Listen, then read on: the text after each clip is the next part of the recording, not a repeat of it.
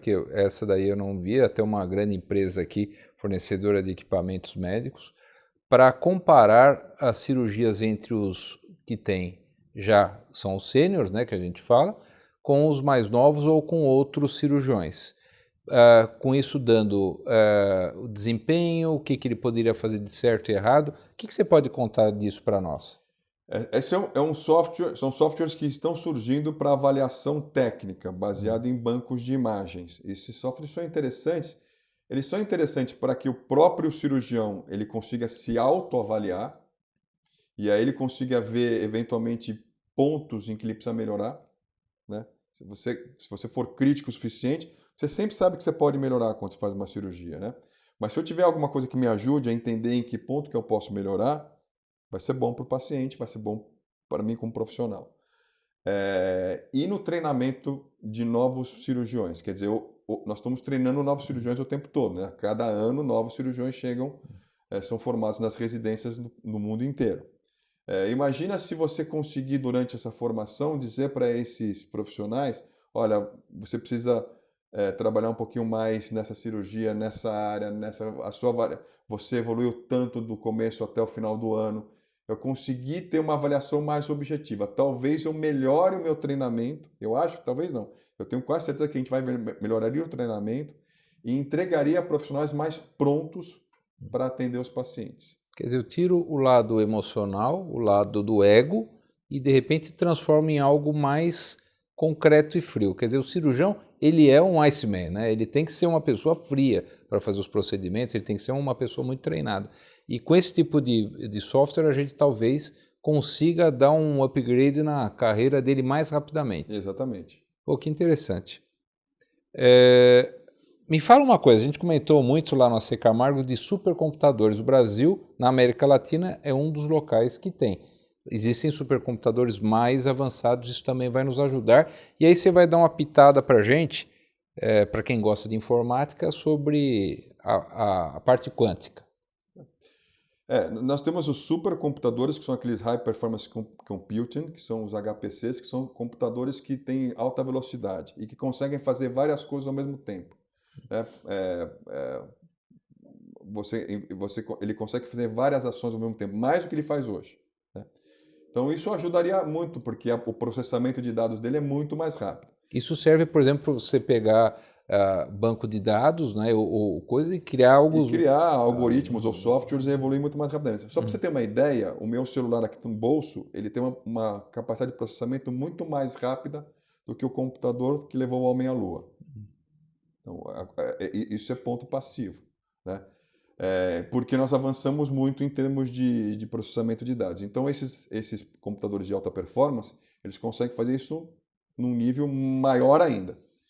E a computação quântica é um passo além. Ele consegue fazer tantas coisas ao mesmo tempo, que o tempo reduz absurdamente. Tanto que a gente se criou até uma nova categoria, não se fala nem em megabytes, nem em gigabytes, nem em petabytes, se fala em kilobytes ou qubits, que é uma nova unidade para poder avaliar a velocidade com que esses computadores eles passam a processar o dado. Então, o nível de processamento de dados vai ser muito maior. A questão é quando que isso vai chegar de fato à prática, no nosso dia a dia. Óbvio que isso vai demorar um tempo, mas isso mostra que a nossa evolução nos próximos anos é muito grande em termos de tecnologia. Agora, o que nós vamos ter que entender é o momento correto, a questão correta de dosar entre a tecnologia e o atendimento humanizado, né? Nós não podemos jogar tudo na tecnologia sem pensar em atendimento humanizado. As coisas têm que casar. Então, os médicos, os profissionais de saúde daqui para frente, eles vão ter que pensar que eles vão ter que incorporar recurso tecnológico, mas eles vão ter que entender que esse recurso tecnológico tem um foco principal: o melhor atendimento do paciente. Que é o paciente. Sim. Se esse conceito de centrado no paciente não ficar bem claro, aí a gente pode criar alguns riscos no atendimento. Então, isso tem que ficar bem claro. E isso, hoje, tem sido maciçamente discutido. Toda vez que nós falamos em incorporação de tecnologia, a gente também fala em cuidado centrado ao paciente. Não, mas isso é ótimo. Sacomani, e vamos falar mais então, mais um pouquinho. Então, e aí, que você comentou a respeito lá do computador quântico, existe aquela história do binário e do quântico. Me conta melhor isso daí. Então, na verdade, assim, qual que é a diferença brutal? Os computadores hoje são binários, ou é 0 ou é 1. Né? A computação quântica ela entende que existe um intervalo entre 0 e 1. Então, é justamente porque ela entende que existe um intervalo entre 0 e 1 que ela consegue ampliar a quantidade de probabilidades de processamento de dados. A coisa praticamente, digamos assim, ela deixa de ser só o sim ou não para o sim, talvez, talvez mais, talvez menos e não. Sim. Né? Entendi, bem bacana. E me explica uma coisa, agora está virando uma especialidade médica, inclusive que você está desenvolvendo lá no AC Camargo, né? Me explica melhor isso daí, o que é essa especialidade dentro da área médica? Com o advento dos recursos tecnológicos e digitais, nós passamos a ter uma oferta grande desses recursos e os profissionais que muitas vezes mexem com tecnologia, eles têm um outro tipo de formação. E aí eu tenho de um lado os profissionais da assistência, os médicos, enfermeiros, nutricionistas, etc. E do outro lado os profissionais de tecnologia. Você fica no meio. Alguém tem que falar as duas línguas. Né? Alguém tem que traduzir a necessidade de um lado para o outro e traduzir as possibilidades de soluções desse lado para cá. E aí surgem os profissionais na área de saúde que falam as duas línguas. Né? Basicamente é isso. Então podem ser médicos, podem ser enfermeiros, podem ser nutricionistas, podem ser fisioterapeutas. O importante é que tenha formação de saúde. A criação desse profissional ainda não é tão clara. Então, a grande maioria nasceu assistencial e aí, por algum motivo na vida, alguma situação, acabou, ou porque gostava da parte de informática, acabou entrando para a área de informática. Eu mesmo, eu sou médico completando agora 31 anos.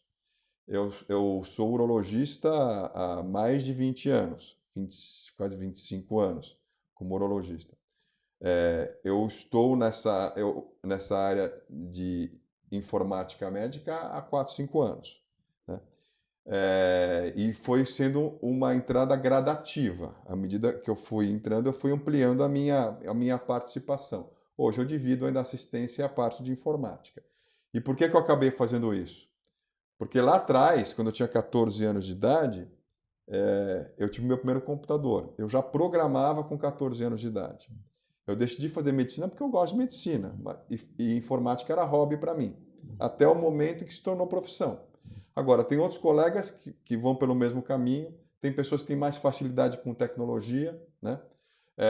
Nós vamos ter que entender como é que as próximas gerações vão lidar com isso, porque são gerações mais digitais, né? Que já nasceram tecnológicas e que incorporar a tecnologia para eles vai ser mais natural do que é para uma geração mais antiga. Então eu acho que essas pessoas vão estar em maior número.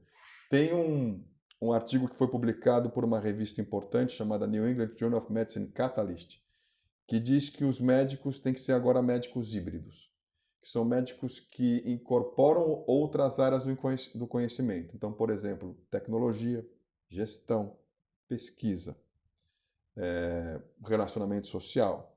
Então, esses médicos híbridos é o que ele chama de grande capital social, que são as pessoas que vão conseguir unir áreas do conhecimento diferentes e, nessa união, surgir algo que ocorra em prol de toda a saúde, como um todo no caso da saúde.